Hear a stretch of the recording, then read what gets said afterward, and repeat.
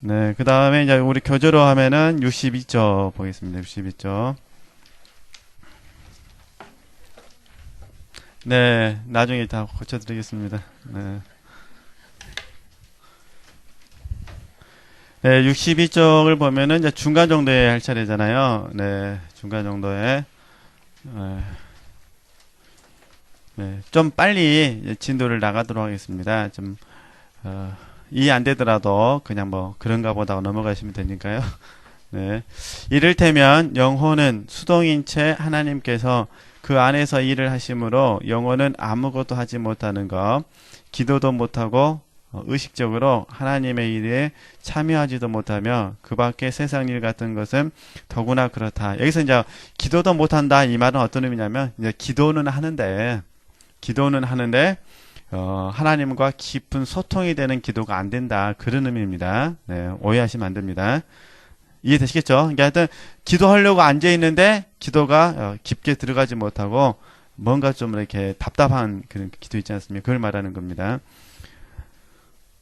이뿐 아니라 대개의 경우 신실 상태와 그죠? 기억 상실에 빠져서 무엇 했고 무엇 생각했는지 모르고 지금 무엇 하고 있고 앞으로 무엇 하려는지를 알지 못하면서 오랜 시간이 흐를 정도이다. 심지어는 자기와 관련되는 일에 마음을 쓰려 해도 도무지 되지 않는 것이다. 그죠?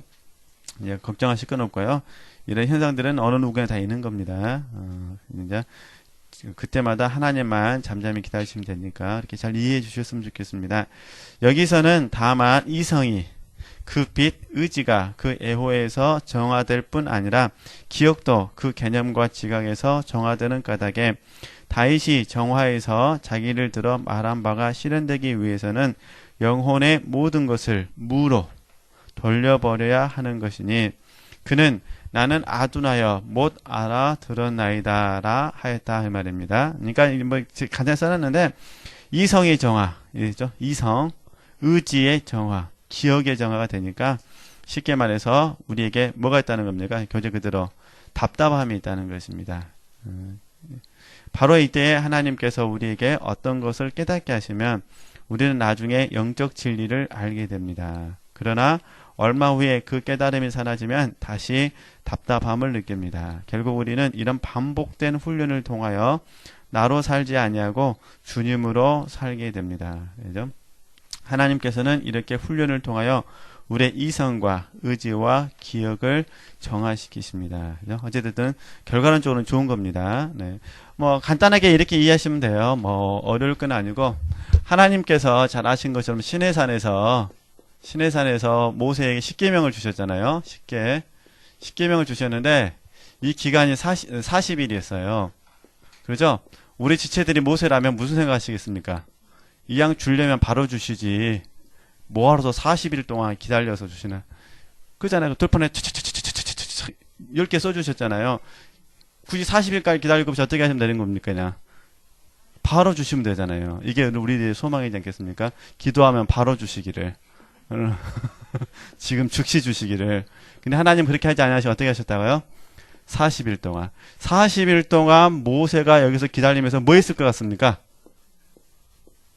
한번 각자의 마음속에서 지금 현재 하고 있는 걸 그대로 이야기하시면 됩니다. 드라마를 보신 분, 어두운 밤을 경험하시면서 에라 모르겠다. 드라마를 보신 분,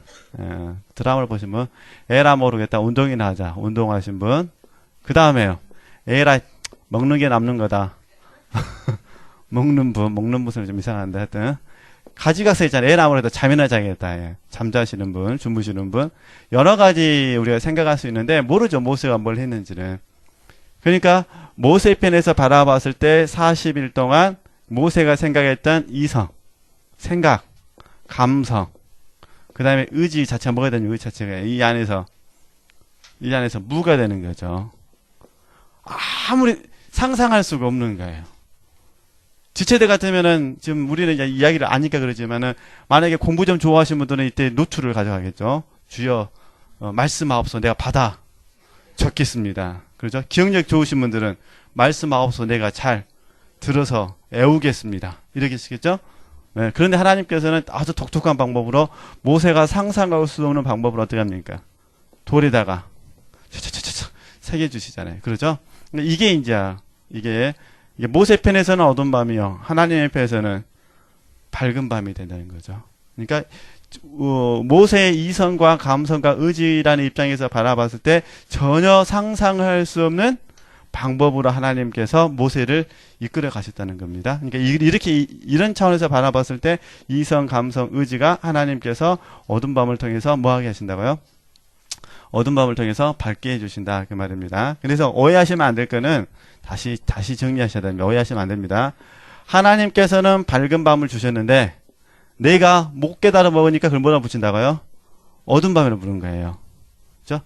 내가 알아먹으면 자 그러면 밝은 밤을 계시라 그러면 하나님께서 계시를 주셨는데 그죠? 우리가 말하면 성령의 빛비침을 주셨는데 성령의 빛비침 그것을 내가 알아먹으면 어두운 밤이 아니라 밝은 밤이요. 못 알아먹으면 어두운 밤이라는 겁니다.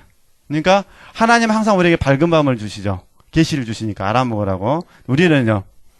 못 알아먹으니까 우리에게 어두운 밤으로 오는 거죠.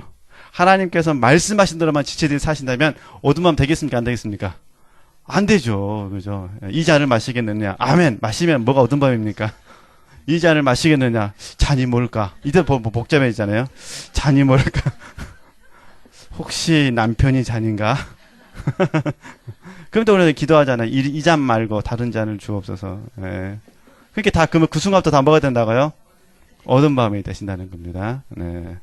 네. 긍정적인 면에서는 주신 대로 얼쏘이다 이렇게 된 것이 아버지의 뜻입니다. 이러면 전혀 어두운 밤이 안 됩니다. 남은 인생 자체가 뭐가 되신다고요? 밝은 밤이 되는데 얼쏘이다 이렇게 된 것이 아버지의 뜻입니다가 아니라 주여 다른 방법을 이러면 다 어두운 밤이 된다. 그러니까 결국은 뭐냐면은 하나님은 우리에게 어두운 밤을 주신 게 아니라 원래 하나님 우리에게 뭘 주셨어요? 밝은 밤. 이게 마태복음 말씀이잖아요. 하나님은 저와 여러분에게 항상 뭘 주십니까? 좋은 걸 주시죠. 어두운 밤에 들어가는 우리가 좋은 것으로 받지 않아서 문제죠. 물론 우리는 완전 가입편은 아닙니다. 저나 우리 지체들은 완전 가입편은 아니에요. 왜냐면은 이성 속에서는 좋다는 거 이미 아니까. 이성도 아멘. 감성은 좀 아멘. 의지는 노면 이게 문제지. 그러잖아요. 예. 왜냐면 의지가 선택을 하는 거잖아요. 의지가 선택을 하고, 네, 의지가. 네, 어쨌든 좋은 걸 주셨으니까 이것 말고 다른 거 달라고 하시면 안 되시고요. 네, 좋은 곳으로 볼 수 있는 저와 여러분이 됐으면 좋겠습니다. 네, 솔직히 말하면 힘들죠. 저도 강의할 때 늘 웃고 이야기하지만 집에 돌아가서 어두운 밤 속에 있으면 저도 힘듭니다. 왜 이런 시련을 저에게 주십니까? 네, 그런데 잘 이겨냈으면 좋겠습니다. 할렐루야. 네, 이겨내셔야지. 방법은 없잖아요. 도망가도 안 되고. 네. 계속 읽겠습니다. 그 모름은 모름은 이 말입니다. 기억의 아둔함과 잊어버림을 이름이니 저 실신과 망각은 마음 거둠에서 결과되고 이 안에서 관상은 영혼을 흡수하는 것이다. 마음 거둠이란 어떤 의미냐면요. 마음 거둠이라는 것은 이렇게 이해하시면 됩니다. 마음 거둠. 우리 지체들이 나름대로 기도할 때 하나님의 어떤 것, 그죠? 하나님의 어떤 것에 대하거나 아니면 세상으로 말하면 세상의 그 어떤 것에 마음이 이게 빼앗겼는데, 마음이 빼앗겼다는 건 마음이 분주해졌다는 거잖아요. 이 분주해진 이 부분을 다 없애버리고, 마음 한 곳으로냐? 싹 모았다는 거예요. 싹 모으고, 하나님 어떤 것도 비워내고, 세상에 어떤 것도 비워내고, 오직 누구만? 하나님만, 이렇게 초점이 맞춰진다. 이거를 마음 거둠이라고 표현을 하는 겁니다. 어렵게 생각하지 마시고요. 전혀 어려운 게 아니니까 이해되시겠죠? 그러니까, 이제 그게 딱 하나님에게 초점을 맞춰져야 영혼이 관상을 통해서 흡수된다 이런 부분입니다. 왜냐하면 영혼이 그 능력과 함께 하나님과 사랑의 합의를 알맞게 마련하면은 우선 그 능력과 함께 하늘스럽고 캄캄하고 영스러운 관상의 빛 속에 흡수되고 그리하여 피조물에 대한 일체의 애호와 지각을 떠나야 되기 때문입니다. 일단 우리 시에 적용하면은 버리는 게 먼저라는 겁니다. 그죠? 버려져야 그 다음에 채워질 수 있다. 이 부분을 계속 하는 겁니다. 4번 보겠습니다. 4번도 마찬가지입니다. 관상의 하늘스러운 빛이 영혼 안에서 하는 일도 이와 똑같다. 영혼에 사무치는 이 하나님의 빛은 영혼이 지닌 빛을 초월하고 이와 함께 그 전에 본성빛으로 얻었던 지각과 애호에 대한 빛을 일절 없애고 어둡게 해서 영혼을 어둡게 할 뿐 아니라 그의 모든 능력과 욕구까지도 자연면에서 영성면에서 다 뭐한다는 거죠. 비워낸다는 거죠. 이렇듯 비우고 어둡게 하면서 하나님의 영스러운 빛으로 영혼을 씻고 빛내어 주지만 그 영혼은 빛을 지니고 있는 것조차 생각하지 못하고 도리어 어림 속에 있는 줄 여기니 광선에 대한 말을 위에서 했듯이 맞겠죠. 네, 좀 고치면 될 것 같습니다. 방 한가운데에 빛이 있다 해도 그저 맑기만 하고 부딪는 무엇이 없으면 눈에 보이지 않는 것이다. 그러나 영혼에 사무치는 이 영스러운 빛임 부딪는 무엇이 있을 경우에는 즉 아주 작은 미립자 같은 완전 혹은 불완전에 관한 영성적 이해가 될 만한 무엇이 있다든가 아니면 오륜의 진실에 대한 판단이 있을 경우 이 어둠에 들기 이전보다 훨씬 더 똑똑히 보고 알아듣게 된다. 마찬가지로 영혼은 불완전을 발견되는 대로 쉽게 가려낼 수 있는 영성의 빛을 알게 되는데 마치 위에서 말한 광선이 방 안에서는 어둡고 보이지 않아도 그 광선 안을 손이나 다른 무엇이 통과하려 치면 즉시 그 손이나 무엇이 보여서 햇빛이 있었구나 싶은 것과 같다. 여기 관련된 부분은 이제 65쪽에서 다시 설명하니까요. 이렇게 이해하시고 어쨌든 비워내셔야 된다. 이런 부분입니다. 그래야 하나님께서 채워주신다. 여기에 대한 설명은 이제 65쪽부터 다시 하고요. 그럼 이 부분을 잠깐만 한번 우리가 이제 경험적으로 이게 우리에게 가능할지 가능하지 않을지는 저도 잘 모르겠습니다. 왜냐하면 저도 아직까지 이렇게 살아보지는 않았으니까. 그러나 이제 잠깐만 이제 다시 정리를 좀 하면요. 자.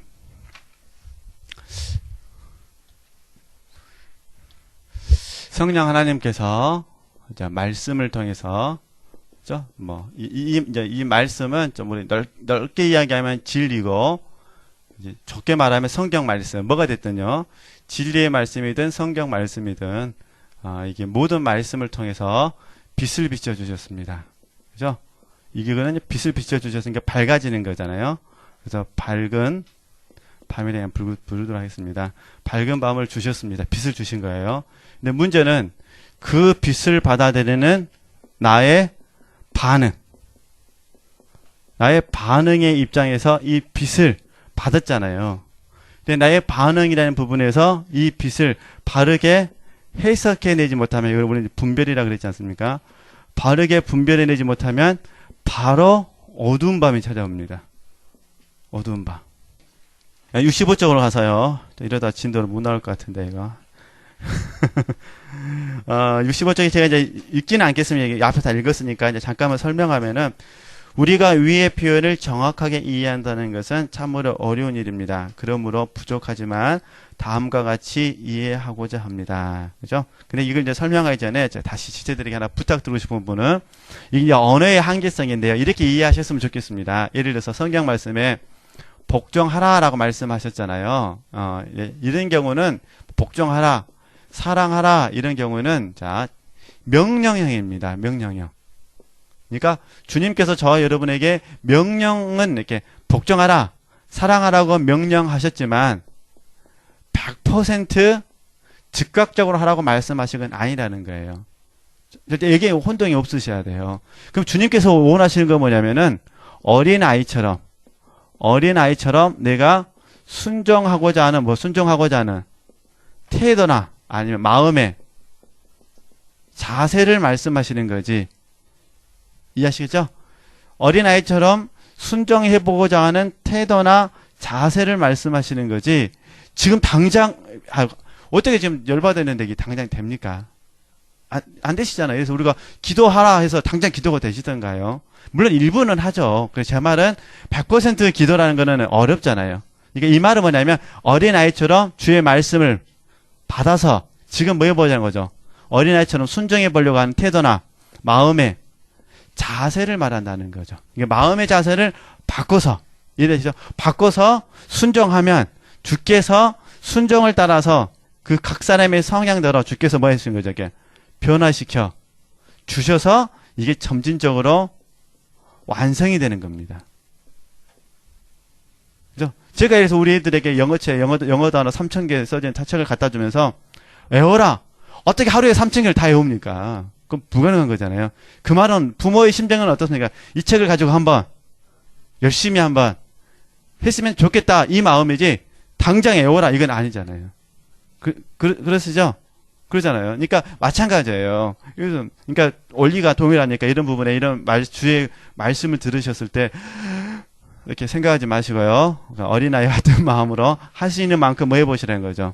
순종해 보셨으면 좋겠다. 그러면 하나님께서 그 순종을 통해서 또 은혜를 베푸시고 그 순종을 통해서 또 은혜를 베푸셔서 점진적으로 완성시켜 주신다.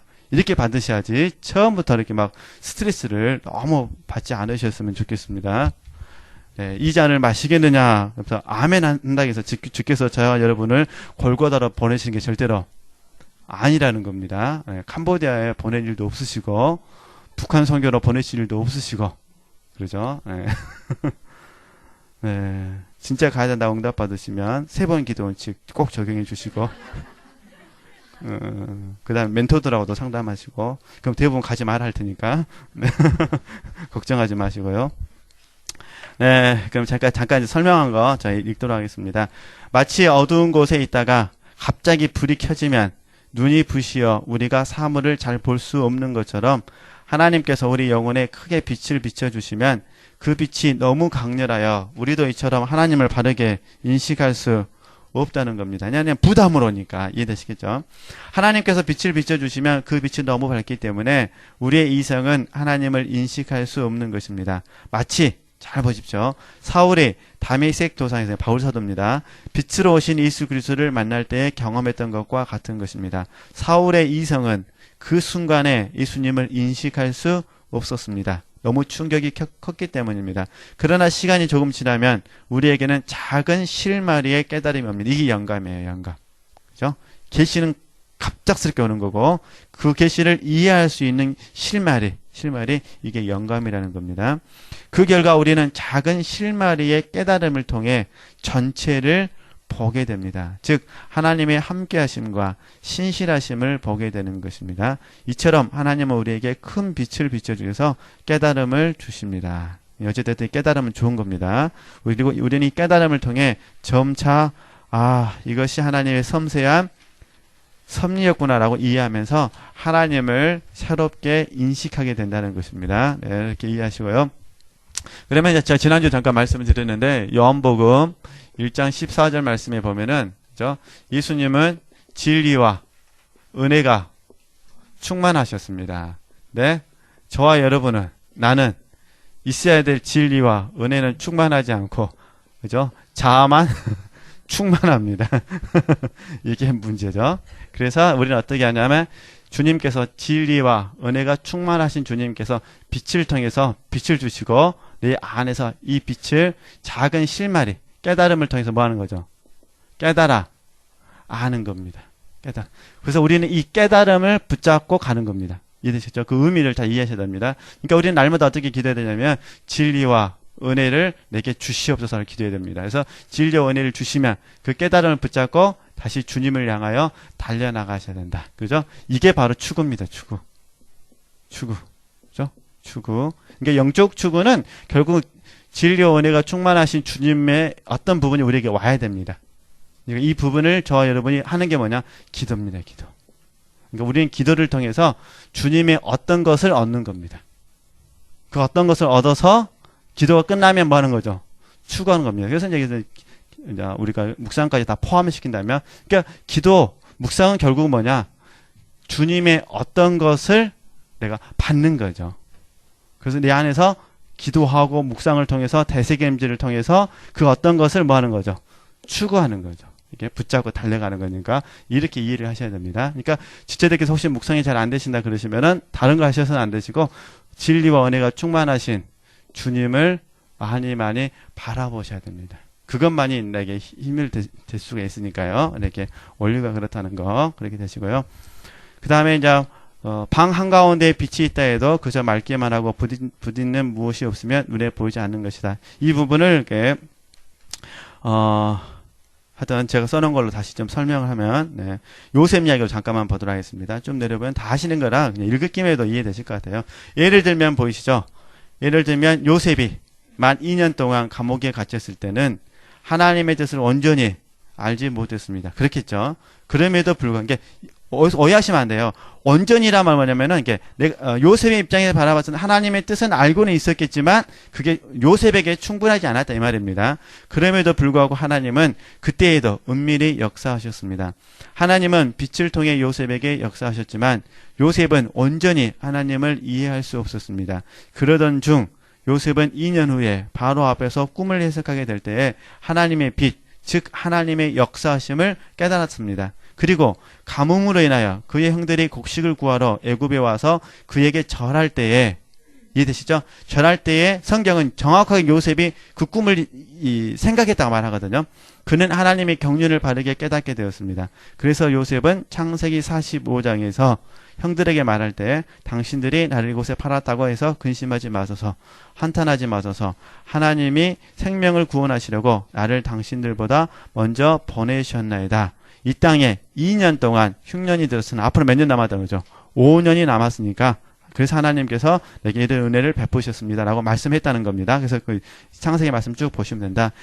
그러듯이 우리도 마찬가지로 이렇게 해서 깨달아진다, 이 부분입니다.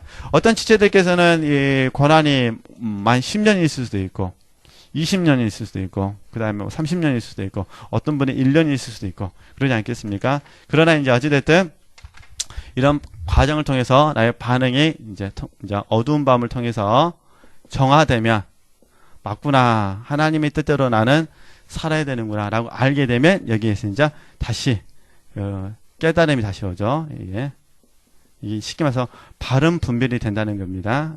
바른 분별이 돼서 우리 지체들께서 바르게 선택하시고 순종을 잘 하시면 하나님께서 이 이후에 열매로서 하나님의 구속사의 경륜을 우리에게 가르쳐 주시는 거죠. 그죠? 근데 문제는 이 어두운 밤, 이게 다시 오해하시면 안 되니까, 밝은 밤에 왔을 때 우리가 순종을 잘하면 어두운 밤을 오게 되는데, 그러지 않았을 때 어두운 밤이 오게 되고, 어두운 밤을 하면서 잘 깨달으셔야 된다는 거예요. 그죠? 어두운 밤 속에서 잘못 깨달아서 개입 속에서 하시면 안 되고, 그러니까 요셉처럼 만 2년 동안 뭐 하시라는 거죠? 만 2년이라는 개념 잘 묵상해 보시고요. 이 어두운 밤을 잘 통과했으면 좋겠다. 예, 그런 부분입니다. 네. 어찌됐든 저나 우리 지체들이 어두운 밤을 거쳐가면서 다 하나님의 은혜 가운데 있습니다. 그러시죠? 이 자리에 있는 것만도 대단한 하나님의 은혜입니다. 만약 지체들이 어두운 밤을 이해하지 못했으면 어떻게 이 자리에 있을 수가 있겠습니까? 그러시죠? 그러니 어두운 밤을 사랑하셔서 이 자리에 있을 줄 믿습니다. 눈동자를 보니까 너무너무 사랑하셔서.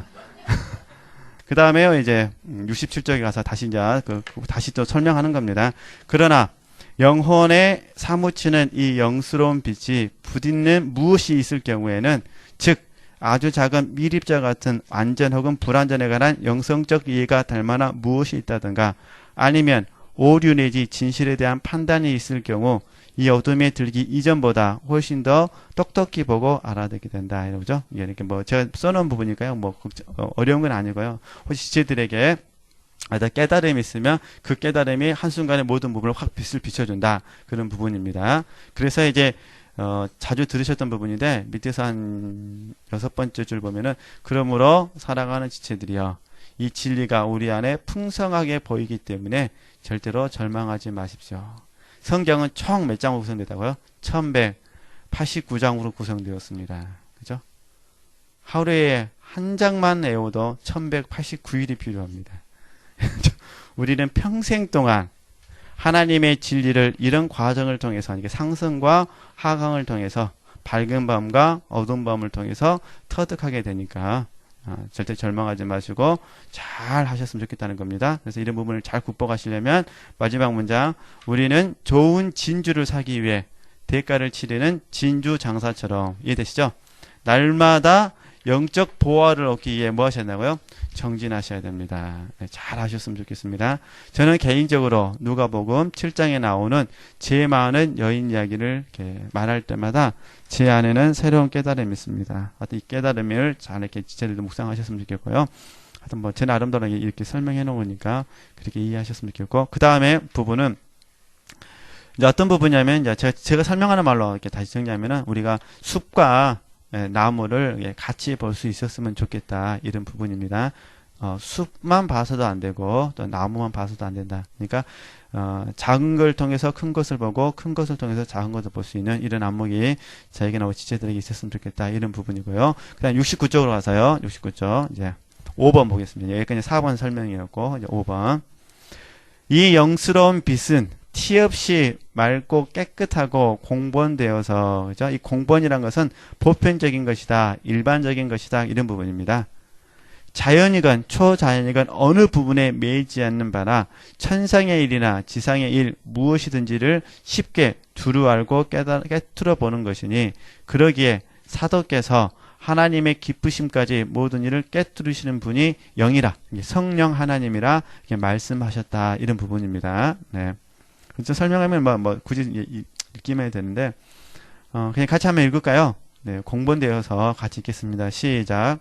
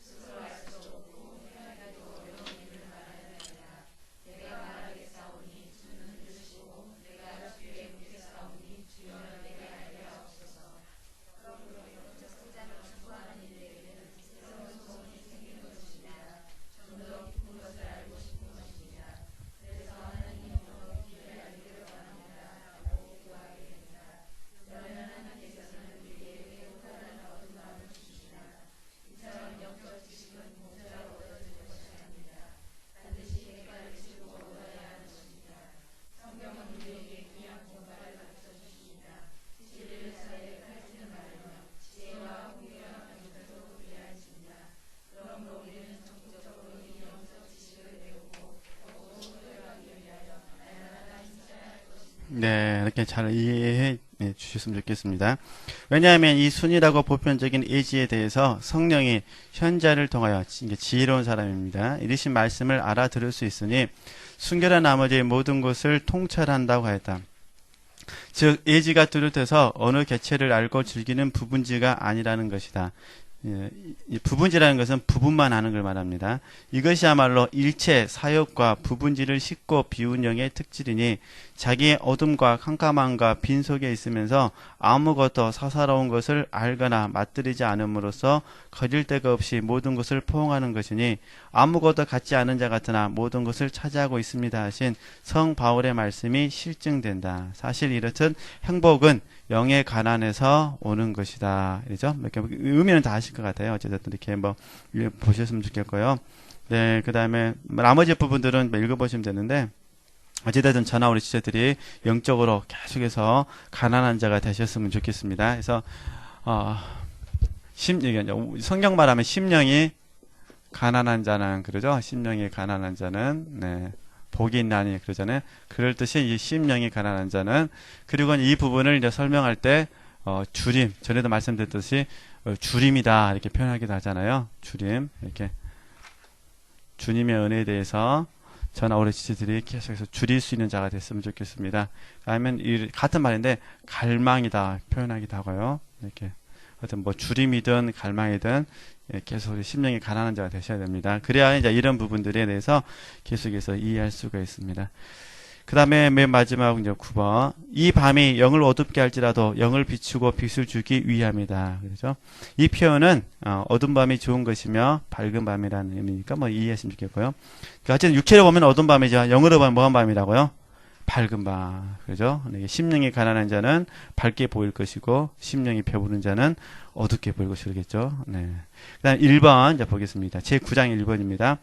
이 복된 밤을 두고 여기 할 말이 더 있다면 비록 영을 어둡게 할지라도 오직 일체의 사상에 대한 빛을 주고자 함이라는 것이다. 그러므로 영을 낮추어 비참하게 만듦도 높여주고 올려주려 하며 가난하게 만들어 자연의 모든 것과 정에서 비워놓음도 매사에 걸림이 없는 공번된 마음으로 저승과 이승의 일체 사상을 영묘하게 맛보고 즐기려 합니다. 마치 어느 요소가 자연계의 온갖 실체와 복합체에 들어가려면, 다시 말해서 갖가지 맛과 내음과 빛깔을 참여하려면 제 나름의 빛깔과 내음과 맛이 따로 있어서는 안 되는 것처럼 영혼도 순일 청정하여서 자연의 습관적 및 현실적 예우를 벗어나야 걸림없는 영으로 자유로이 하나님 의지와 통할 수가 있으니, 여기서 영혼은 그 청정 순결로서 온갖 것에 온갖 맛을 뛰어나게 맛보는 것이다. 일단 이렇게 긍정적이면서 보는 거니까 좀 이해해 주셨으면 좋겠고요. 나머지 부분은 제가 이제 이렇게 좀 써놨던 부분입니다. 현실적으로 우리는 가난해도 우리 아버지가 부자시니 그 부자인 아버지로 인해서 저 여러분이 부자답게 삶을 살았으면 좋겠다, 이런 내용입니다. 이거 보셨으면 좋겠고요. 기도할 때는 되시죠? 현실은 안 되고, 그죠? 냉장고 열기 전에는 되는데 열면 안 되잖아요. 열기 전에는 아버지만 있으면 충분합니다 해도 막상 열어서 먹을 것이 하나도 없으면 그래도 좀 주셔야지. 하여튼 예를 든 것 뿐이니까요. 이렇게 그렇게 이해하셨으면 좋겠습니다. 네, 72쪽에 가서요.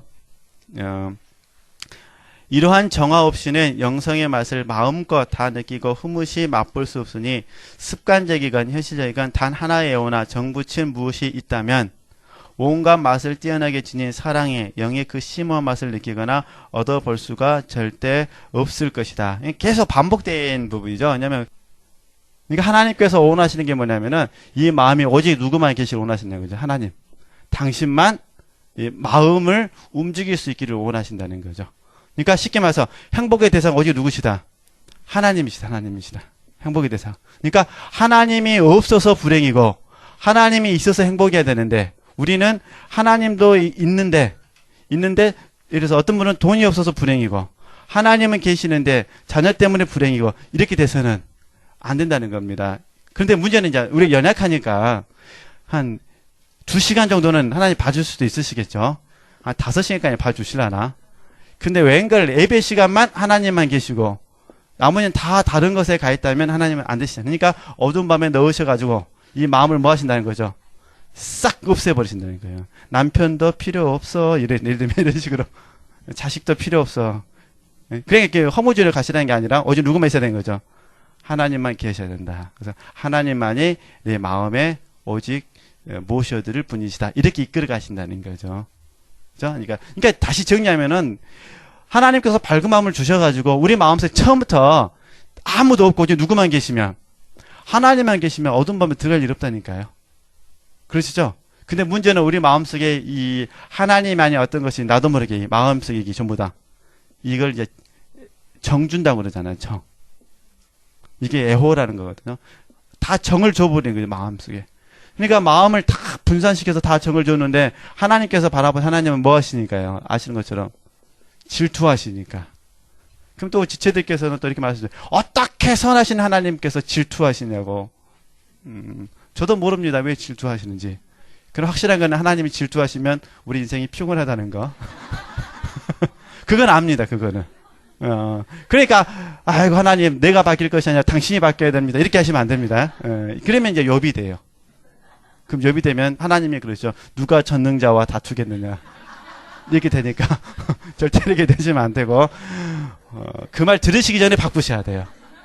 그 말 들은 다음에 바꾸려고 하면 모든 걸 다 날려버린 이유라 알아서 잘 바꿔주시기를. 네. 네, 참 이게 쉬운 게 아니죠. 네, 그래서 이런 부분들을 이게 이제 문제는 뭐냐면은 전에 말씀드렸듯이 이게 영적으로 성장하면서 나타나고 성숙하면서 나타나고 육신의 신체 변화에 따라서 이 마음이 계속해서 변한다는 데 문제가 있다는 겁니다. 그러니까 신체 변화에 따라서 마음이 약해지기도 하고 강해지기도 하고 그러지 않습니까? 성장하면 그러기도 하고 또 성숙하면 우리 객관적인 생각 속에서는 성장하고 성숙하면 항상 겸손할 것 같은데 그게 아니라 성장하고 성숙하면 겸손과 반대되게 반드시 교만이 나오게 돼 있어요. 이게 이제 다윗 왕의 실패고 그다음에 솔로몬 왕의 실패고 아브라함의 실패고 이게 하나님은 성경 말씀에 정확히 써놓으셨죠. 그리고 이 실패가 뭐가 되는 게 어두운 밤이 되는 거죠.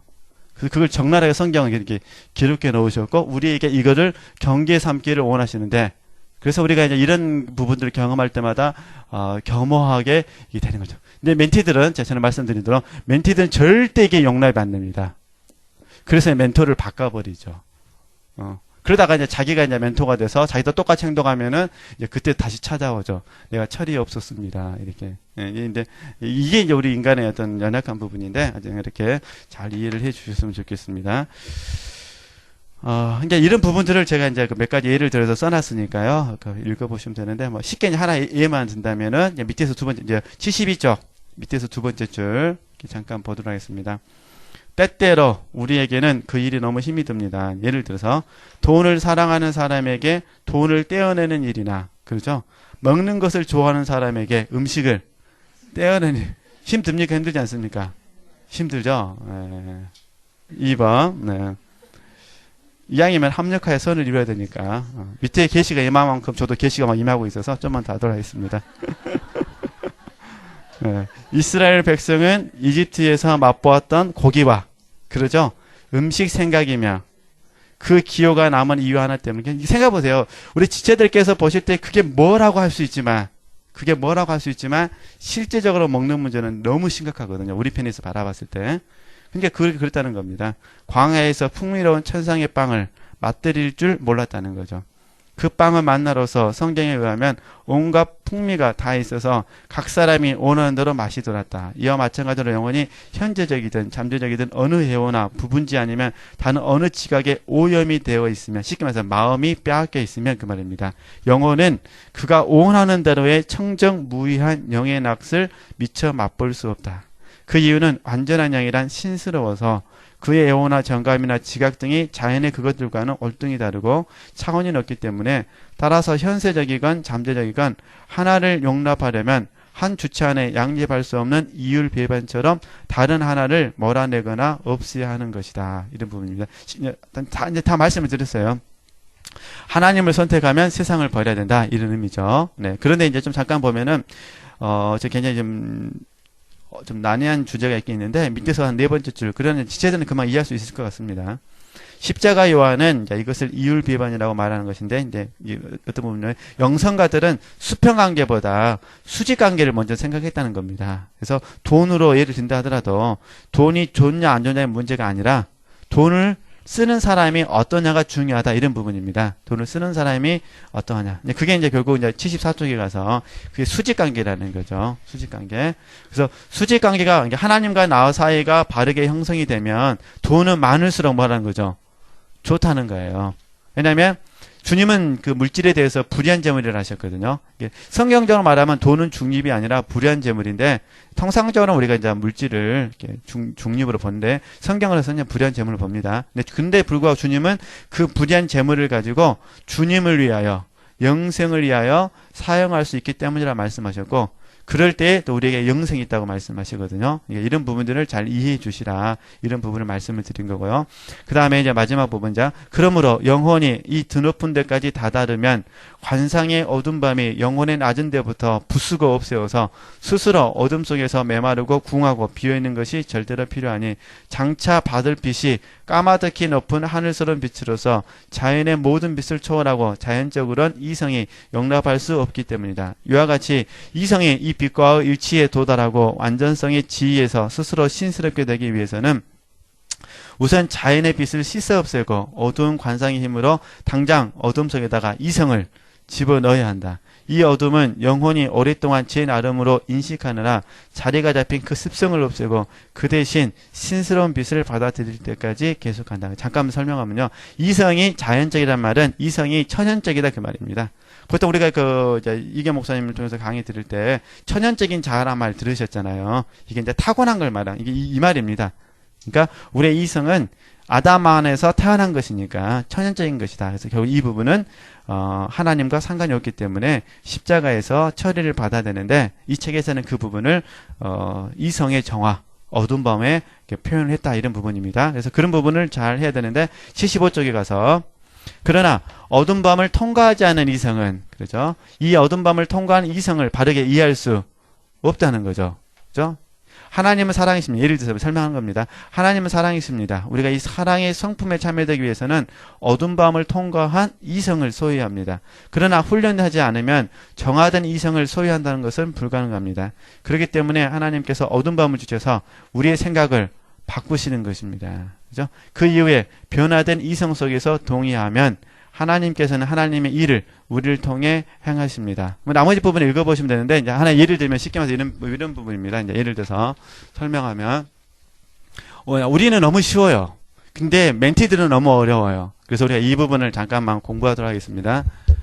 인간이, 내가 존재하는 것은 하나님을 위함입니다. 우리 이게 다 동의되시죠?